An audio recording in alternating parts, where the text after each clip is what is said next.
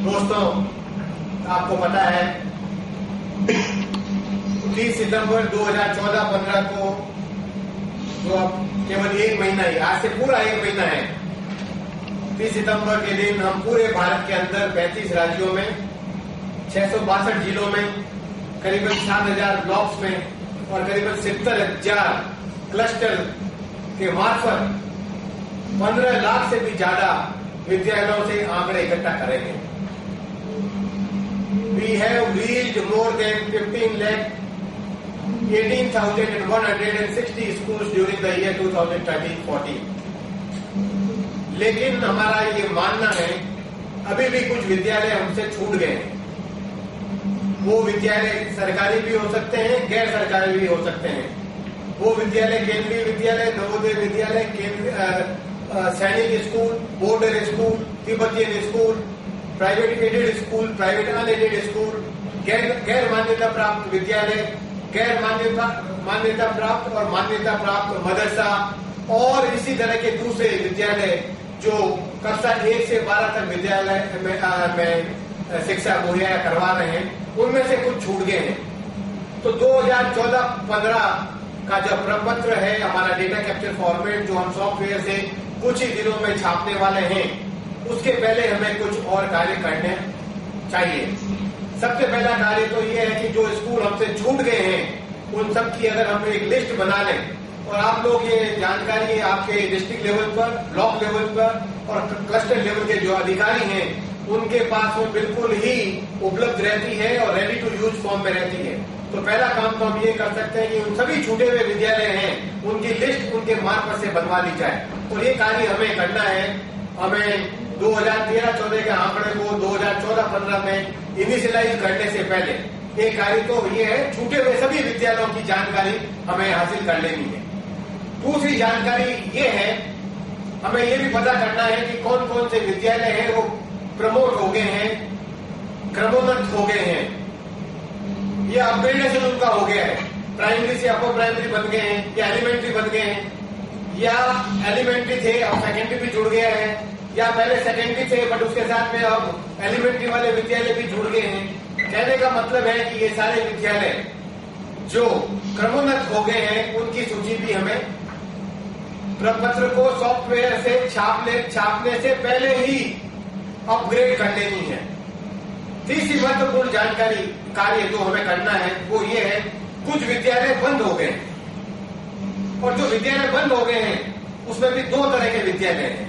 एक विद्यालय तो है जो सरकारी आदेश के हिसाब से बंद हो गए हैं, ऑफिशियल ऑर्डर उनका निकल गया है कि ये विद्यालय बंद कर दिए गए हैं, और दूसरे विद्यालय हैं जिनका ऑफिशियली कोई भी आदेश नहीं निकला है बट अन्य कारणों की वजह से, चाहे वो वहां पर अध्यापक नहीं हो या छात्र नहीं हो या भवन नहीं हो या अन्य सुविधाएं नहीं होने के कारण वो विद्यालय अभी फंक्शनल नहीं हुआ है, या हो सकता है कि नया विद्यालय खुला हो, तो इन सब की भी लिस्ट हमें तुरंत बना लेनी चाहिए। मुझे पूरा विश्वास है हमारे देश में सभी 35 राज्यों के लोगों, हमारे जो MIS के अधिकारी लोग हैं, चाहे वो राज्य स्तर पर कार्य कर रहे हैं, चाहे जिला स्तर पर कार्य कर रहे हैं या खंड स्तर पर कार्य कर रहे हैं या संकुल स्तर पर कार्य कर रहे हैं, उन्होंने ये सब कार्य अभी तक शायद कर लिया होगा। जब आप ये कार्य कर लेंगे तो हम ये कर सकेंगे कि हमने पूरी ईमानदारी के साथ में उन सभी छूट गए विद्यालयों की भी लिस्ट बना दी है, और जब कोई नया विद्यालय खुल जाता है या नया विद्यालय हमसे जुड़ जाएगा या हमें CRC ने या BRC ने ये बताया है कि ये नया विद्यालय हमारी जानकारी में आया है जो कि पिछले वर्ष छूट गया था, तो उन सब विद्यालयों का नाम, उसका प्रबंधन, मैनेजमेंट, स्कूल कैटेगरी, ये अगर सॉफ्टवेयर के अंदर आप पहले ही सब लगा दें तो जब सॉफ्टवेयर की मार्फत से अपना डेटा कैप्चर फॉर्मेट हम छापेंगे तो इनका प्रपत्र भी इनके नाम, इसके स्कूल ID, इसके प्रबंधन और स्कूल कैटेगरी के साथ में ही छप के आ जाएगा। इन सब कार्य करने के बाद भी ऐसा बहुत सी बार होता है, हर बार होता है, इस बार भी शायद हो जाए कि कुछ विद्यालय हमसे फिर भी छूट जाए, और जब स्कूल में हमारा प्रपत्र पहुंच जाए तो हमें ये पता चल सकता है कुछ जगह पे कि सारा हमारा विद्यालय तो पिछली वर्ष 1 से 5 था, इस वर्ष 1 से 8 हो गया है, या पिछली बार 1 से 10 था, इस बार 1 से 12 हो गया है। पिछली वर्ष ये 10 से 12 था, पर इस बार अपर प्राइमरी इसमें जुड़ गया है। तो इस तरह की अगर स्थिति आ जाती है तो हमें घबराने की बिल्कुल जरूरत नहीं है। हम एक खाली प्रपत्र उस स्कूल को दे सकते हैं, और अगर संभव हो तो ये वापस जिस लेवल के ऊपर हमने डेटा कैप्चर फॉर्मेट को छापा है वहां पर आकर सुधार कर लिया जाए, तो प्रपत्र सॉफ्टवेयर की मार्फत भी छाप के हम वापस स्कूल तक पहुंचा सकते हैं। ये कार्य हमें कर लेना चाहिए। बहुत सारे राज्यों ने ये ऑलरेडी कर लिया है, बाकी जगह पे ये प्रक्रिया भी चल रही है। हमें पूरी उम्मीद है आप सब लोगों के सहयोग से, हमें पूरी उम्मीद है केवल आपके सहयोग से ही हम ये कार्य कर सकते हैं। आज डाइस को राष्ट्रीय स्तर पर, अंतर्राष्ट्रीय स्तर पर बहुत कुछ सराहा जाता है। डाइस को रिकॉग्नाइज किया गया है, इसको पूरी रिकॉग्निशन मिली है। और भारत में जहां तक स्कूल शिक्षा का सवाल है, डाइस ही एकमात्र आंकड़ों का स्रोत है। और 2012-13 के बाद में पूरे भारत के अंदर डाइस ही एक स्रोत रह जाएगा, जो हमें कक्षा 1 से 12 तक सभी जानकारियां निरंतर रूप से, रेगुलर रूप से देता आया है, और अगले वर्ष भी और आगे आने सभी वर्षों में हमें देता रहेगा। आज डाइस जिस स्थिति में है, उस सारा श्रेय, उसका सारा क्रेडिट केवल अगर किसी को जाता है तो मेरे सामने बैठे हुए राज्य स्तर के साथी लोग, जिला स्तर के हमारे MIS के coordinator, programmers, block MIS, data entry operators, अन्य साथी जो हमसे जुड़े हुए हैं, संकुल स्तर के हमारे साथी लोग, प्रखंड स्तर के हमारे BRC कोऑर्डिनेटर्स, और सबसे महत्वपूर्ण इस कड़ी के अंदर अगर कोई और दूसरे अन्य व्यक्ति हैं तो वो हमारे 15 लाख से भी ज्यादा हमारे स्कूल के हेडमास्टर साहब, प्रधानाचार्य साहब, हेड टीचर साहब, प्रिंसिपल साहब, ये अन्य व्यक्ति जिसको डाइस का फॉर्म भरने की जिम्मेवारी दी गई है। तो ये सारा श्रेय डाइस को आज इस स्थिति में लाने के लिए है तो आप सब लोगों को ही है। हमें पता है हमारी डेटा की क्वालिटी, गुणवत्ता में बहुत ज्यादा सुधार हुआ है। डेटा की coverage, quality, consistency, dissemination, sharing, utilisation और प्लान बनाने की प्रक्रिया में हमारे डेटा का उपयोग होना और उसी वर्ष के डेटा का उपयोग होना, ये कोई कम उपलब्धि नहीं है। ये बहुत ही बड़ी उपलब्धि है, और इस उपलब्धि के सबसे बड़ा श्रेय अगर किसी को है तो हमारे जो साथी हैं पूरे हिंदुस्तान में जो यूनिफाइड डाइस के कार्य से जुड़े हुए हैं, उन सबको इसका श्रेय जाता है। दोस्तों, डाइस आज इस मुकाम पे है, ये केवल आप लोगों की वजह से है।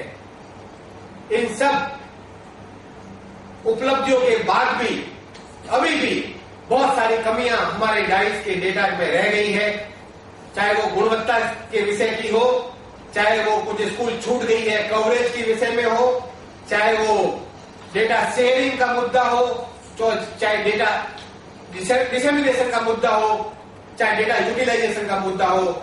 इन सब चीजों को अगर कोई भी व्यक्ति ठीक करवा सकता है तो वो है हमारे स्टेट लेवल पे, डिस्ट्रिक्ट लेवल पे, ब्लॉक लेवल पे, क्लस्टर लेवल पे बैठे हुए हमारे सभी अधिकारी और हमारे 15 लाख स्कूल से भी ज्यादा जो प्रपत्र भरने वाले हमारे प्रधानाचार्य हैं, हमारे रेस्पोंडेंट्स हैं, वो आप ही इसमें और ज्यादा सहयोग देके जो बची हुई कमियां हैं उसको भी ठीक करवा सकते हैं। मुझे कोई भी संकोच नहीं है।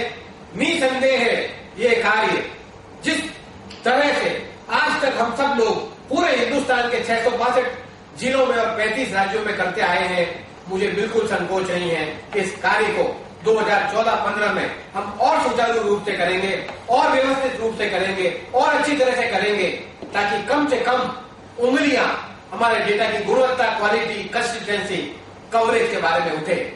ये केवल मैं आपसे निवेदन कर रहा हूं, क्योंकि आपके मार्फत ही हम सब इन बची हुई कमियों को ठीक कर सकते हैं। दूसरा कोई भी साधन नहीं है।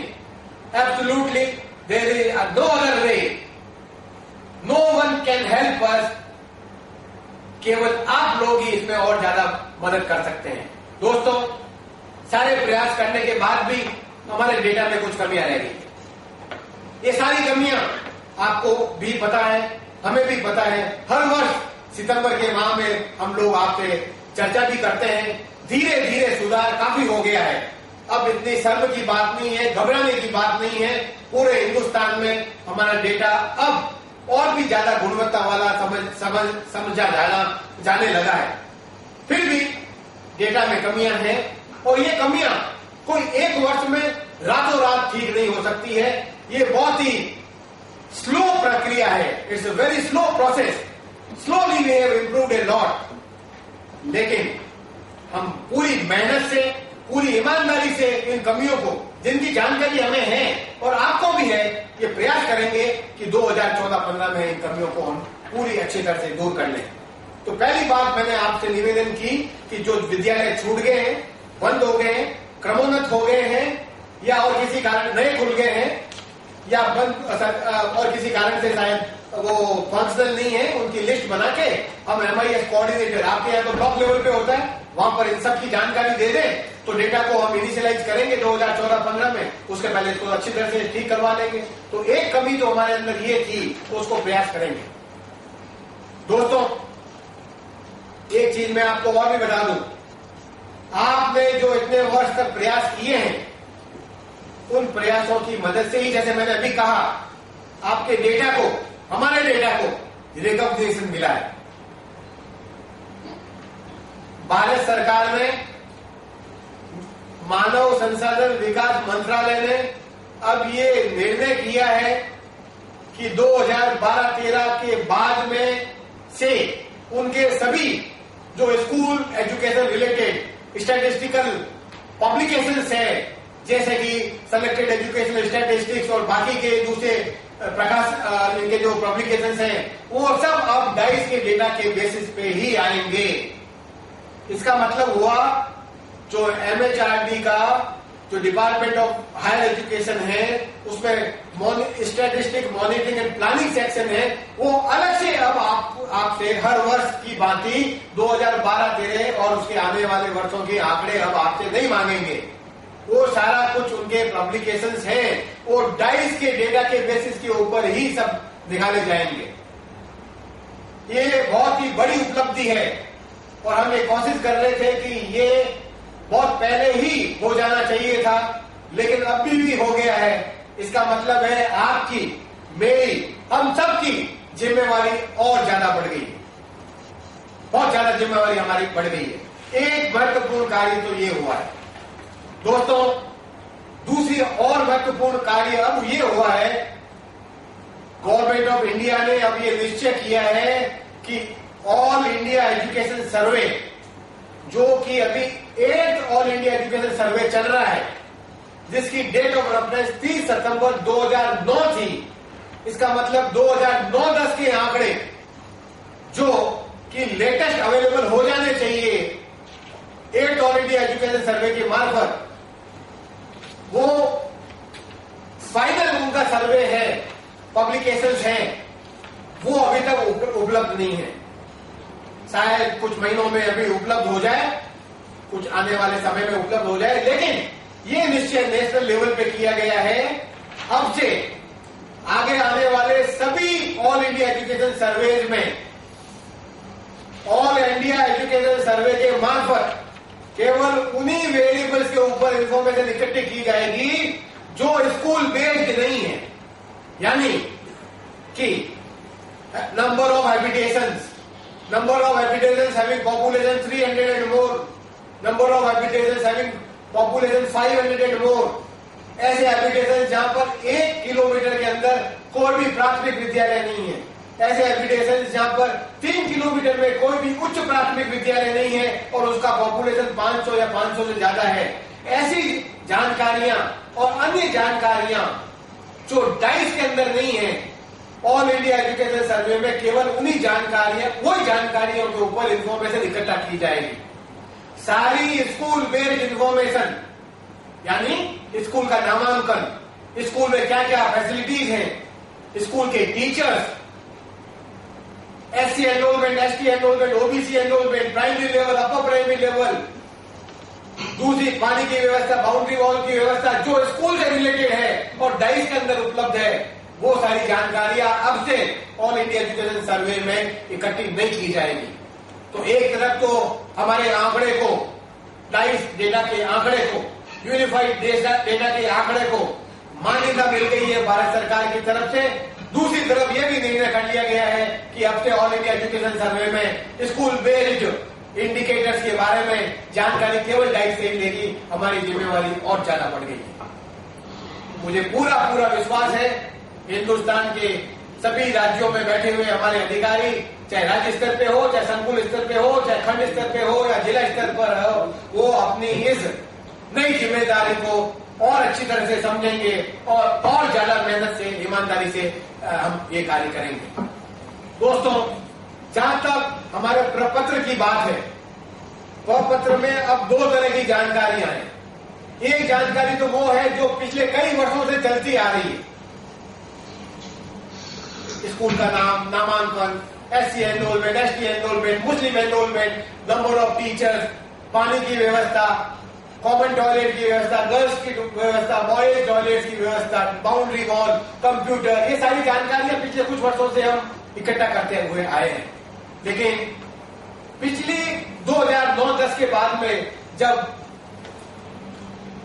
राइट टू एजुकेशन को जोड़ दिया गया तो हमने उस प्रपत्र को, हमारे प्रपत्र को भी मॉडिफाई किया था और उसके बाद भी हमने और प्रपत्र में कुछ बिंदु डाले थे, जैसे enrollment by other minorities other than Muslim, Sikh, ईसाई, क्रिश्चियन, ये भी डाले थे पिछली वर्ष। इसका आंकड़ा भी अभी हमें पूरा मिलना बाकी है। लेकिन दोस्तों, मैं यह बात कर रहा था दूसरे तरह की बातें जो इस वर्ष जुड़ गई है।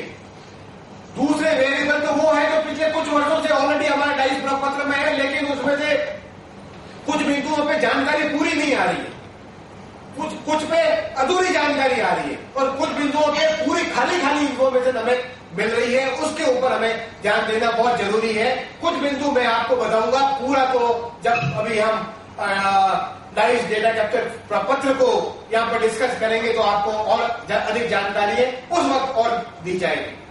अब ये नए वेरिएबल जो हमने इसमें जोड़ दिए हैं, ये बहुत ही कम वेरिएबल है। मैं आपको थोड़ा सा इसमें आपको बता दूं, बाकी तो बाद में बताएंगे। एक वेरिएबल हमने डाला है, क्या ये रिलीजियस माइनॉरिटी स्कूल है क्या? प्रपत्र 11 में आप बाद में देख लेना कि हाँ या ना। अगर है ये स्कूल रिलीजियस माइनॉरिटी है तो टाइप ऑफ माइनॉरिटी क्या है? क्या मुस्लिम माइनॉरिटी है या सिख है या जैन है या क्रिश्चियन है या पारसी है या बुद्धिस्ट है या अन्य कोई माइनॉरिटी है? ये नए जो बिंदु जोड़े हैं, इसकी सही मतलब हमें नीचे तक, हमारे रेस्पोंडेंट्स तक, हमारे स्कूल के हेडमास्टर साहब तक, प्रिंसिपल साहब तक, CRC तक ये पहुंचाना है। ये नए बिंदु हमने करीबन इसमें 10-12 बिंदु है जो ऑल इंडिया एजुकेशन सर्विस से लिए गए। अब तो शायद आपको ये सब जानकारी वहां पर मिल गई होगी, लेकिन फिर भी यहाँ पर उचित है कि हम थोड़ा सा इन बिंदुओं पर प्रकाश डालते हैं। फिर हम एक और डाला है कि प्राइमरी लेवल पे बच्चों को क्या मदर टंग में पढ़ाया जाता है क्या? हाँ और ना में जवाब देना है। और उसके बाद में स्कूल में कौन कौन सी लैंग्वेजेस पढ़ाई जाती है। जब आप प्रपत्र देखेंगे तो ये सारी जानकारी आपके पास में आ जाएगी। इसमें क्या क्या हमारे पास में ऑप्शंस है। फिर इसमें आएगा एक 16 नंबर का पेज है, इसमें आपको ये मिलेगा। अभी तक हमारे पास में एक प्रश्न था पिछले वर्ष तक, क्या स्कूल के अंदर फिजिकली चेकअप, मेडिकल चेकअप बच्चों का हुआ है या नहीं, हाँ या ना। इसमें एक और प्रश्न जोड़ दिया गया है, अगर हुआ है तो वो कितनी बार हुआ है, 2 बार, 4 बार, ये हमें अच्छी तरह से हमारे जो बनने वाले अधिकारी हैं उस तक पहुंचा देना है। उसके बाद में एक प्रश्न हमने और जोड़ा है कि स्कूल के अंदर साइंस लैब है क्या, मैथमेटिक्स लैब है क्या, सोशल साइंस लैब है क्या, वोकेशनल लैब है क्या। ये सब एक प्रश्न इसमें भी ये जोड़ दिया गया है। और ये सब सेकेंडरी और हायर सेकेंडरी स्कूलों के लिए है। सेकेंडरी और हायर सेकेंडरी स्कूल के लिए पेज नंबर 19, प्रश्न 19 के अंदर भी एक नया प्रश्न हमने इसमें डाला है, क्या स्कूल में लोकल एरिया नेटवर्क है क्या? हाँ और ना में जवाब देना है, और प्रिंटर के बारे में भी इंफॉर्मेशन हमें दे देनी है। टीचर का आंकड़ा हमारा बहुत ही ज्यादा कॉम्प्रिहेंसिव है, उसमें लास्ट कॉलम एक जोड़ दी गई है, क्या टीचर, जो हमारे टीचर के नाम लिखे गए हैं, सारी जानकारी लिखी गई है, 10 टीचर है तो 1 से 10 में इन सभी 10 अध्यापकों को ये बताना है क्या कंप्यूटर के थ्रू एजुकेशन देने में उनकी कहीं ट्रेनिंग हुई है या नहीं हुई है। ये सभी विद्यालय में पढ़ाने वाले, चाहे वो प्रारंभिक शिक्षा, प्राथमिक शिक्षा में स्कूलों में पढ़ा रहे हैं या सेकेंडरी में, हायर सेकेंडरी में, उन सबको ये बता देना है।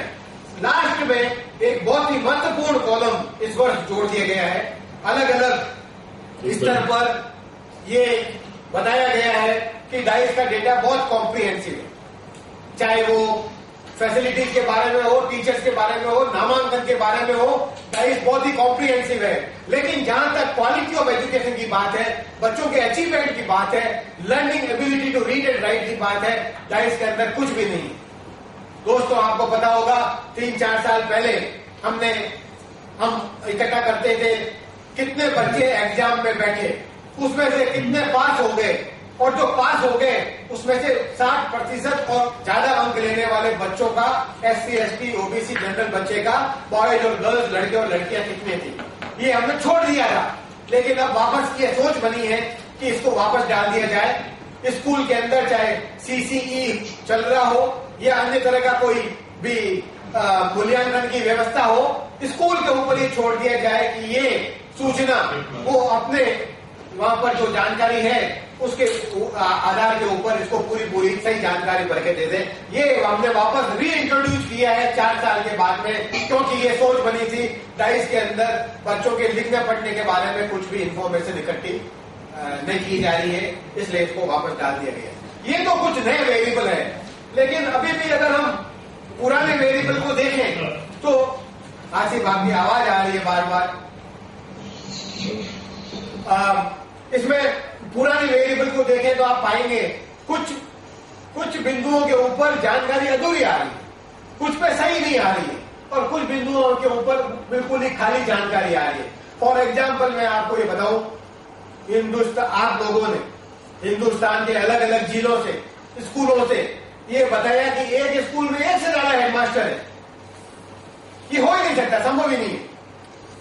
बहुत सारे विद्यालयों ने ये बताया उनके यहाँ पर 1 से ज्यादा हेडमास्टर साहब है।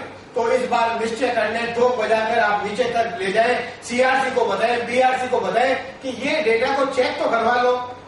एक स्कूल में 1 से ज्यादा हेडमास्टर आ रहा है, एक स्कूल बता रहा है कि उसमें total number of hours per day 10 घंटा है, 12 घंटा है, 14 घंटा है। अगर ये वास्तव में सही हो तो इसको जबरदस्ती ठीक नहीं करना है, लेकिन हम आपसे ये चाहते हैं कि आप इसको ठीक करवा लें, जांच करवा लें, और अगर ये सही है तो इसको ऐसे ही रहने दें, नहीं तो ठीक करवा लें।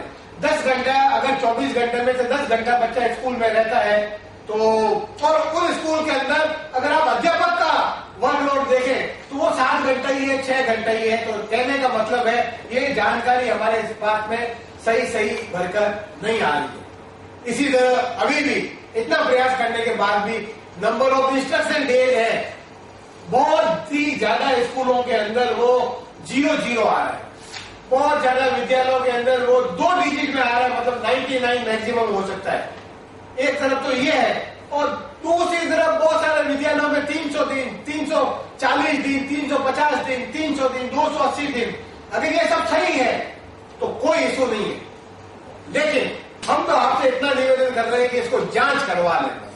अगर ठीक है तो इसको ऐसे ही रहने दें, अगर ठीक नहीं है तो इसको ठीक करवाएं, लेकिन ठीक करवाने का जिम्मेवारी CRC को दी जानी चाहिए, वो ही स्कूल के मार्फत इसको ठीक करेंगे। हम डेटा को एंट्री करते वक्त ब्लॉक लेवल पर हम या डिस्ट्रिक्ट लेवल पे हम डेटा के साथ छेड़खानी नहीं करेंगे। अगर छोटे मोटे वेरिएबल है तो आपके पास में स्कूल के हेडमास्टर का मोबाइल या लैंडलाइन नंबर है, उसको फोन करके भी पूछ सकते हैं। लेकिन अगर मेजर कोई फर्क है, अगर चेंज करवाना है भरे हुए प्रपत्र को, तो वो केवल स्कूल के हेडमास्टर साहब भी बढ़ सकते हैं। ऐसे दूसरे और भी वेरिएबल्स है आरटी के, तो सारे वेरिएबल के अंदर अभी पूरी इंफॉर्मेशन नहीं आ रही है। स्कूल क्या all approachable by all road है क्या? स्कूल के अंदर आउट ऑफ स्कूल चिल्ड्रन को आइडेंटिफाई चिन्हित कर लिया क्या? क्या 3 महीने से लगाकर 2 साल तक उनकी स्पेशल ट्रेनिंग हुई क्या? क्या उनको एज अप्रोप्रिएट गेट में बिठा दिया क्या? स्कूल मैनेजमेंट कमेटी की स्थापित हो गया क्या? उसका कंपोजिशन कितना है?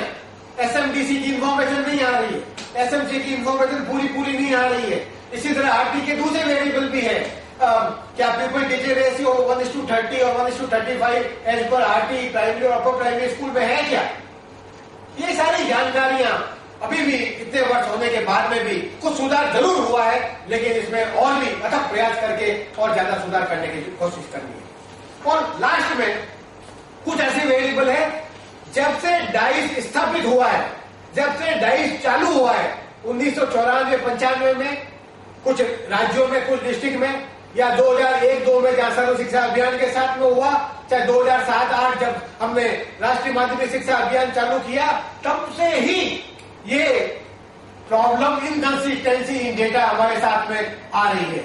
वो आप सबको पता है, enrolment by boy, enrolment by category, enrolment by medium of instruction and enrolment by age and grade.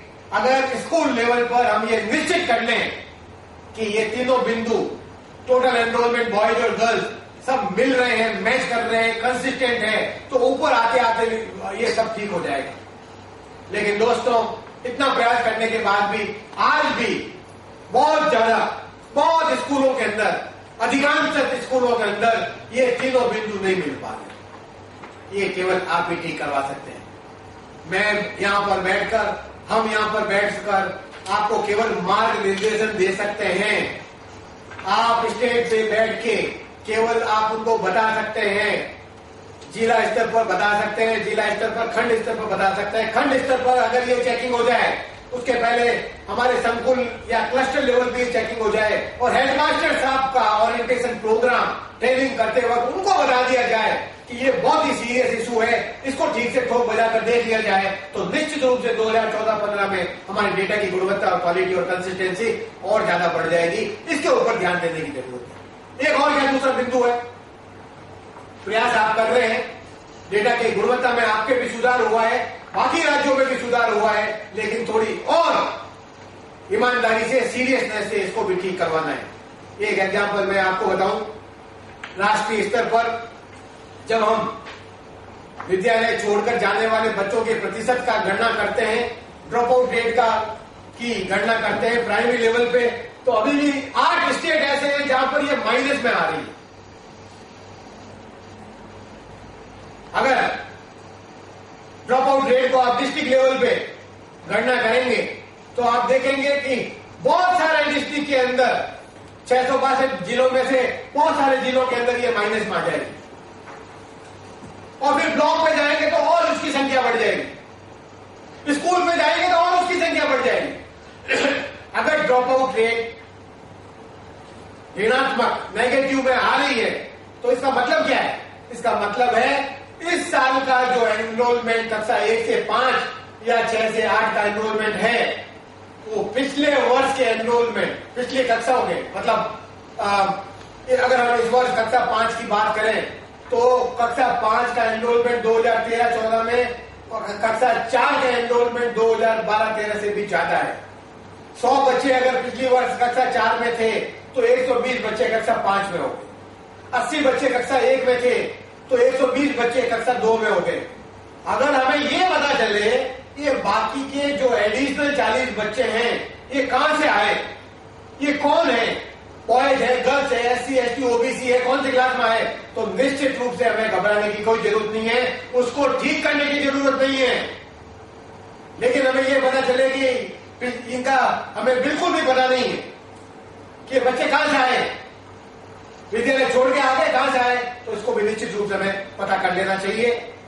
ये दूसरा महत्वपूर्ण बिंदु है, क्योंकि enrolment based there are many indicators, gross enrolment ratio, net enrolment ratio, age specific enrolment ratio, drop out rate, repetition rate, pupil teacher ratio, student classroom ratio, over age under age children, ये सारी बातें हैं, सारे indicators है वो बिल्कुल। और transition rate, retention rate, grade two grade drop out rate, promotion rate, repetition rate, graduation rate, completion rate, ये सब एनरोलमेंट के डेटा के ऊपर आधारित है।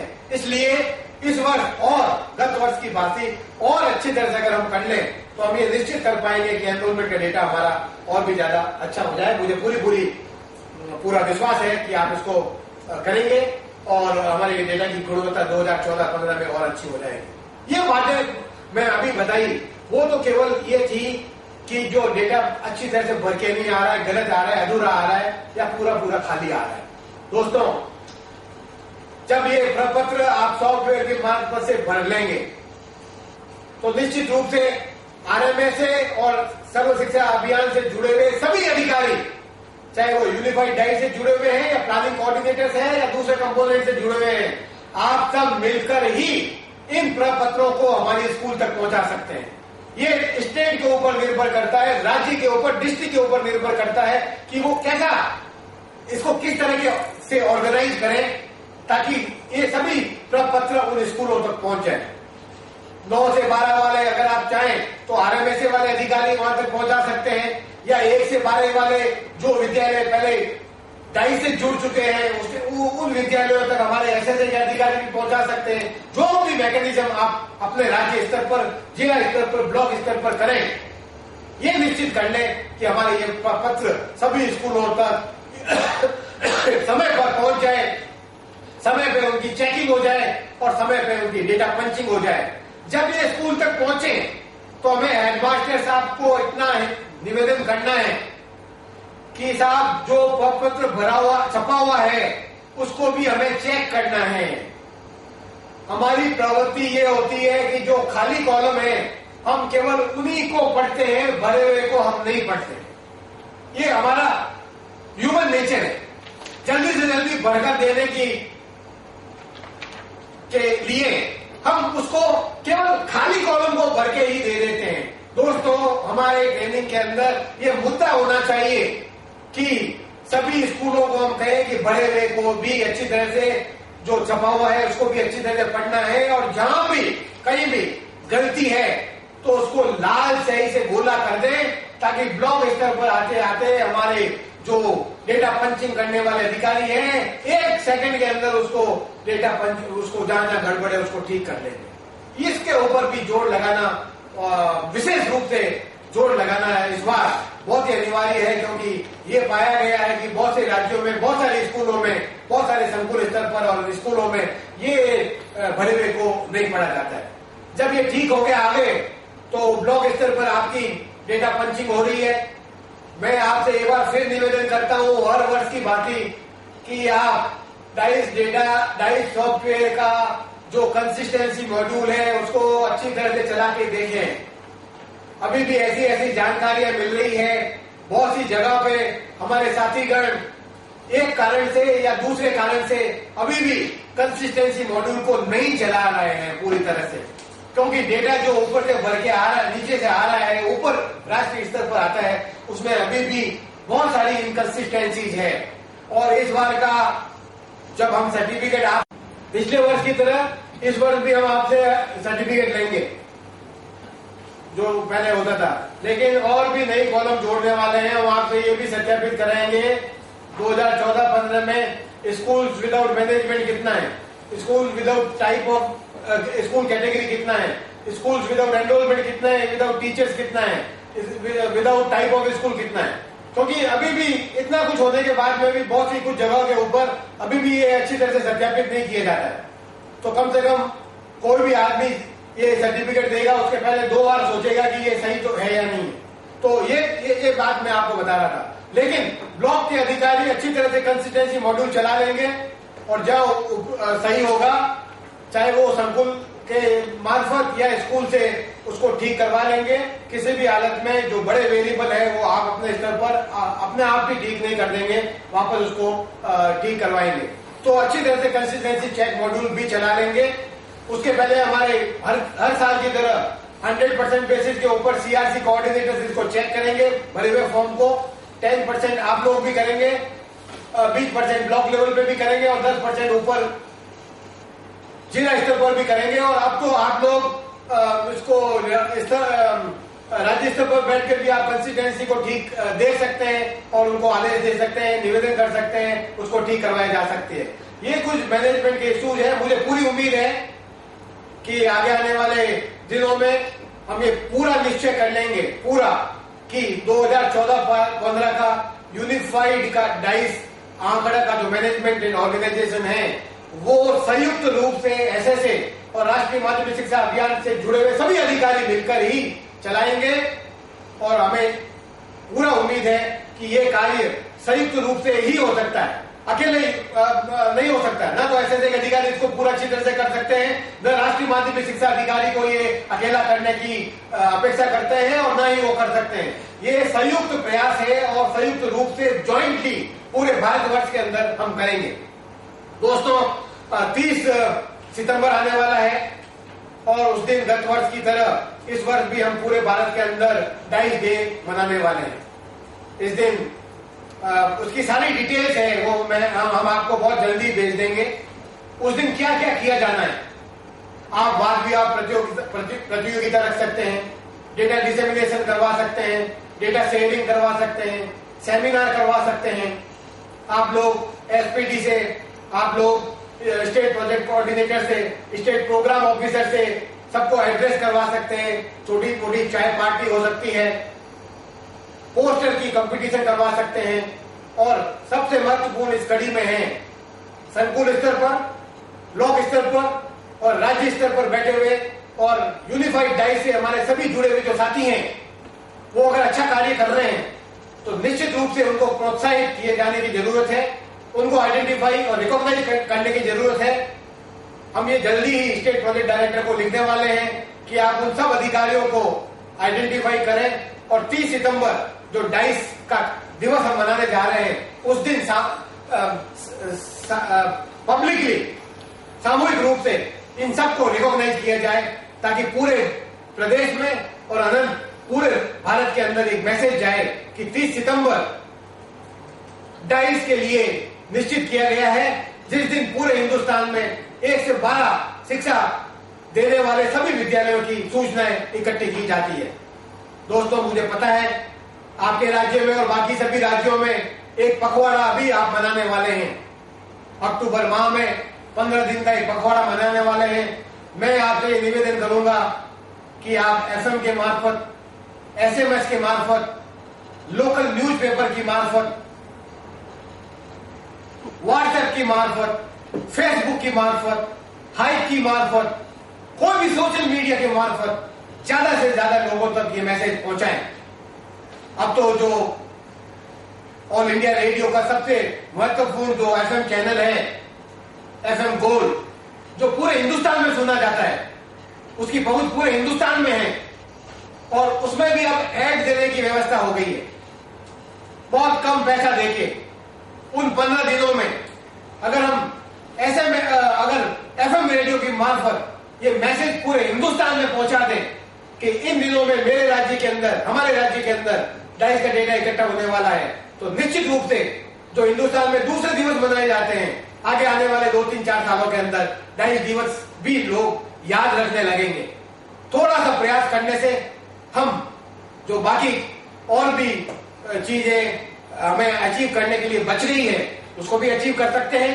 मुझे पूरा विश्वास है 30 सितंबर 2014 को जो इकट्ठा करने वाले हैं हम आंकड़ा हिंदुस्तान के सभी 15 लाख विद्यालयों से, वो पूरी ईमानदारी से हम ये कोशिश करेंगे कि हम सभी विद्यालयों तक पहुंच गए हैं और जो आंकड़ा हम इकट्ठा करने वाला है वो गुणवत्ता वाला है। उसको हम सभी साथियों के साथ शेयर करेंगे, अच्छी तरह से डिसेमिनेट करेंगे। स्कूल रिपोर्ट कार्ड को हम सभी स्कूलों तक पहुंचा देंगे। बड़े बड़े प्ले कार्ड भी हम बना सकते हैं, बहुत ही कम लागत में वो बन जाते हैं। स्कूल में प्रोमिनेंट जगह के ऊपर हम उसको डिस्प्ले कर सकते हैं। ये छोटी छोटी बातें हमने आपसे शेयर की है और भी बहुत सारी बातें हम बीच में शेयर करते रहेंगे। और अब मैं आप सबका एक बार फिर धन्यवाद देता हूं, आपने इतने ध्यान से सुना उसके लिए आपका बहुत बहुत शुक्रिया। और अब मैं मेरे साथी श्री नवीन भाटिया से रिक्वेस्ट करूंगा कि वो डेटा कैप्चर फॉर्मेट 2014-15 का है उसके ऊपर प्रकाश डालें, उन बिंदुओं पे ज्यादा जोर दें, प्रकाश डालें जो हमसे छूट गए हैं या अभी भी उन बिंदुओं के ऊपर पूरी जानकारी हासिल नहीं हो पा रही है। मैं आप सबका एक बार फिर धन्यवाद देता हूं। Thank you very much for giving me this opportunity. Thank you.